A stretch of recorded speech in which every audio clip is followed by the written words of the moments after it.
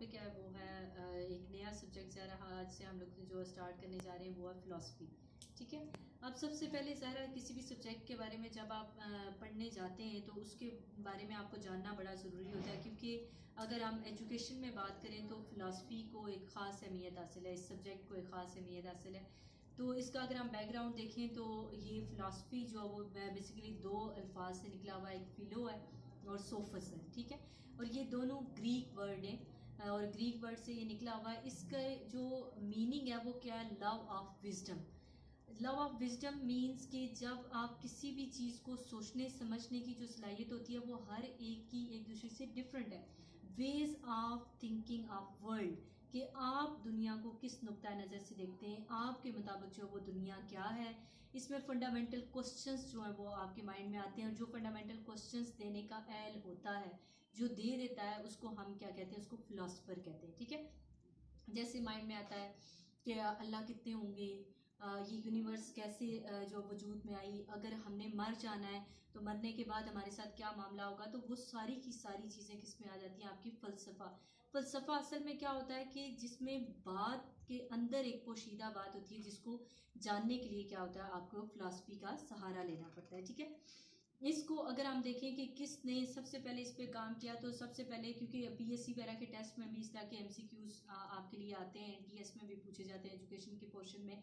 तो इसको सबसे पहले सुकरात ने इंट्रोड्यूस करवाया। उसने वेस्टर्न फिलासफीज पे काम किया, और इवन के कहा जाता है कि जब उसकी डेथ हुई तो उसका प्लेटो, क्योंकि उसका स्टूडेंट था, तो वो साथ बैठा हुआ था, तो उसने ये कहा कि आपने ओबे दी लॉज, यानी कि आपने चाहे आपकी जान चली जाए लेकिन कभी भी कवानीन पे किसी किस्म का कोई कंप्रोमाइज़ नहीं करना। ठीक है। उसके बाद जो इसी तरह सीक्वेंस में अगर हम देखें तो सुकरात का स्टूडेंट आ गया प्लेटो, और प्लेटो ने किस चीज़ पे काम किया? आइडियलिज्म पे काम किया, जो नेक्स्ट इंशाल्लाह मैं आप लोगों से लेक्चर में शेयर भी करूंगी। आइडियलिज्म पे काम किया। आगे उसका स्टूडेंट था अरिस्टोटल। अरिस्टोटल ने काम किया रियलिज्म पे। अब जो वो था प्लेटो था वो आइडियलिस्ट था, जबकि जो एरिस्टोटल था वो क्या था? वो जो है वो रियलिस्टिक था, और साथ साथ साइंटिफिक जो मेथड्स थे वो भी फिलासफी के अंदर इसी ने इंट्रोड्यूस करवाए। यूं कह लें कि ये जो बड़ी बड़ी फिलासफीज हैं आपकी, तीन चार है। आइडियलिज्म है, उसके बाद जो है वो प्रोग्रेसिविज्म आ जाता है, उसके बाद आपके पास रियलिज्म है। तो ये इन्हीं की जो स्टूडेंट टीचर की एक जो सीरीज चल रही है, इन्होंने इंट्रोड्यूस करवाया।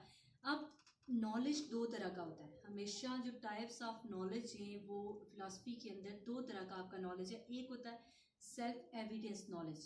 सेल्फ एविडेंस नॉलेज मीन्स कि आपको उसके लिए कोई एविडेंस नहीं चाहिए, कोई प्रूफ नहीं चाहिए, कोई भी एक्सपेरिमेंट आपको नहीं चाहिए। ठीक है। एक कौन सा नॉलेज हो गया बच्चों? एक हो गया हमारे पास मतलब ऐसा नॉलेज कि जिसके लिए आपको, यानी सेल्फ एविडेंस है, वो इंसान का खुद का नॉलेज है, जिसके लिए ना आपको किसी को प्रूफ देने की ज़रूरत है, ना आपको कोई एक्सपेरिमेंट करने की ज़रूरत है, ना ही आपको जो किसी किस्म के एविडेंस की ज़रूरत है। जो दूसरा है उसको हम पोस्टरी जो नॉलेज कहते हैं। फिलॉसफी में दो किस्म के नॉलेज हैं। कौन कौन से हुआ? एक आपका सेल्फ एविडेंस नॉलेज है, दूसरा जो पोस्टरी नॉलेज है। पोस्टरी नॉलेज का मतलब क्या है कि इसके अंदर आपको प्रूफ भी चाहिए, इसके अंदर आपको एविडेंस भी चाहिए, और इसी के अंदर आपको एक्सपेरिमेंट भी करना है। जब आप कर लेंगे तो उस नॉलेज को ऑथेंटिक नॉलेज माना जाता है। एक चीज़ और ज़रूर माइंड में रखिए कि जो फिलॉसफी है वो हमेशा लॉजिकल बात करती है। कभी भी फिलॉसफी के अंदर कोई आपको इलॉजिकल बात नहीं मिलेगी। जब भी कोई बात की जाती है उसके बिहाइंड, अगर आपने किसी चीज़ को जो है मुस्तरद करना है, उसके लिए भी आपके पास लॉजिक होनी चाहिए। अगर आपने किसी चीज़ को एक्सेप्ट करना है उसके लिए भी आपके पास नॉलेज, अगर आपका कोई थ्योरी आपके माइंड में है या फिर आप कोई थ्योरी पे काम करते हैं तो उसके लिए भी आप क्या करेंगे? लॉजिकली काम करेंगे। ठीक है। कुछ इसकी जो वो ब्रांचेज हैं जिन पे ये काम करती है।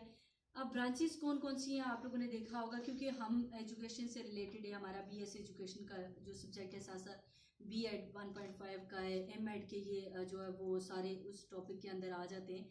और इसके अंदर क्या है कि सबसे पहले मेटाफिजिक्स है। अब ब्रांचेस ऑफ फिलॉसफी अगर आपसे कोई पूछे तो जो बड़ी जो ब्रांचेस हैं वो हैं तीन है। एक आपके पास है मेटाफिजिक्स, दूसरी है एपिस्टेमोलॉजी, और तीसरी आपके पास एंजियोलॉजी। ठीक है। अब सबसे पहले जो मेटाफिजिक्स है वो नेचर ऑफ रियलिटी पे बात करती है। कि रियलिटी क्या है, ठीक है। वो हमेशा किस पे बात करेगी, नेचर ऑफ रियलिटी पे बात करेगी, ठीक है। जबकि एपिस्टेमोलॉजी जो है वो to know the nature of knowledge, कि किस किस्म का नॉलेज है, किस किस्म की मालूमात आपके पास है, उस पर क्या बात करती है, ये एपिस्टेमोलॉजी उस पर काम करती है, ठीक है।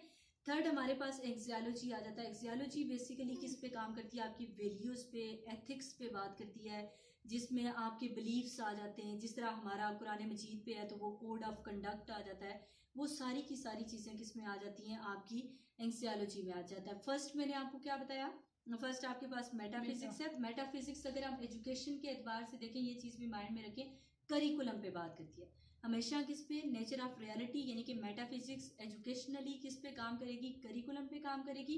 दूसरे नंबर पे एपिस्टेमोलॉजी है। एपिस्टेमोलॉजी किस पे काम करती है, कि जब टीचर उस करिकुलम को इम्प्लीमेंट कर रहा है अपनी क्लास में, तो टीचिंग मेथड कौन सा अपनाया, उस चीज़ का किस में आ जाएगा, आपका एपिस्टेमोलॉजी में।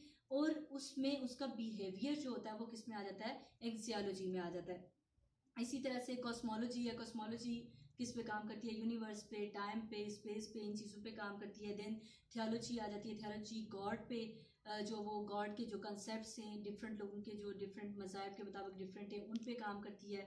फिर इसी तरह से अंटोलॉजी आ जाती है। अंटोलॉजी जो नेचर ऑफ रियलिटी पे काम करती है। एंथोलॉजी आ जाती है, वो मेन काइंड पे काम करती है। तो ये सारी वो ब्रांचेस हैं जिनको इंशाल्लाह हम जो है आगे भी डिस्कस करेंगे। लेकिन साथ साथ जो है इसमें मतलब हमारे लिए फ़िलासफ़ी की बेसिक ब्रांचेस जो है वो जानना ज़रूरी है। ज़्यादातर तीन पे ही काम होता है, मेटाफिजिक्स आ गया, एक्सियोलॉजी आ गया, एंड एपिस्टेमोलॉजी आ गया, ठीक है। इन्हीं को पूछा भी जाता है। देन इंशाल्लाह आगे चल के हम लोग जो इसकी बड़ी बड़ी जितनी भी आपकी थ्योरीज आ जाती हैं, जिनमें जो है वो आइडियलिज्म है, जिसमें रियलिज्म है, जिसमें प्रोग्रेसिविज्म है, रिकंस्ट्रक्टिविज्म है, उसके अलावा प्रैग्मेटिज्म है, पोस्ट मॉडर्निज्म है, उसके अलावा क्रिटिकल थिंकिंग वगैरह, ये सारी वो चीज़ें हैं जो मैं इंशाल्लाह नेक्स्ट लेक्चर में आप लोगों को बताऊंगी कि कौन सा मुफक्कर था जिसने आइडियलिज्म पे काम किया।